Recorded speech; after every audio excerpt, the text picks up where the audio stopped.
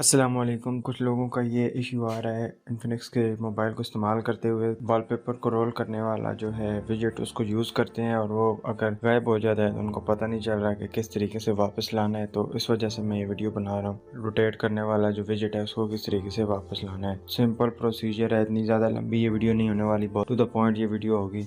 तो आपने किस तरीके से जो रोलिंग विजेट है उसको वापस लाना है कि आपने अपनी स्क्रीन के जो खाली हिस्सा है, जो एम्प्टी स्पेस है, उसके ऊपर लॉन्ग प्रेस करना है। जब आप लॉन्ग प्रेस करेंगे तो आपके पास ये वाले ऑप्शन जो है वो शो हो जाएंगे। तो फिर आपने चले जाना है विजेट्स वाले सेक्शन में। तो यहाँ पे विजेट्स वाला सेक्शन जो है लेफ़्ट लाइन में सेकंड नंबर पे आ रहा है।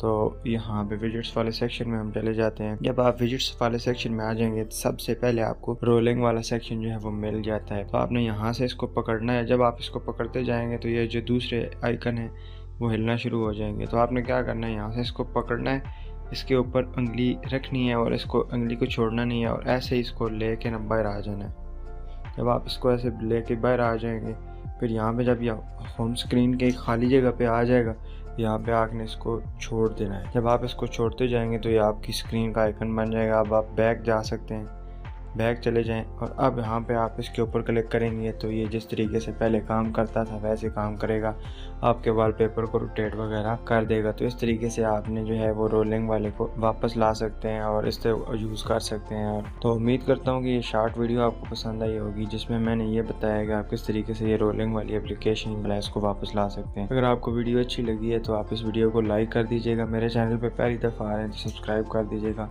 मिलते हैं अगली वीडियो में किसी नए टॉपिक के साथ। मान को इजाज़त दीजिए। अपना बहुत सारा ख्याल रखिएगा, मुझे दुआ में याद रखिएगा। टेक केयर, अल्लाह हाफिज़।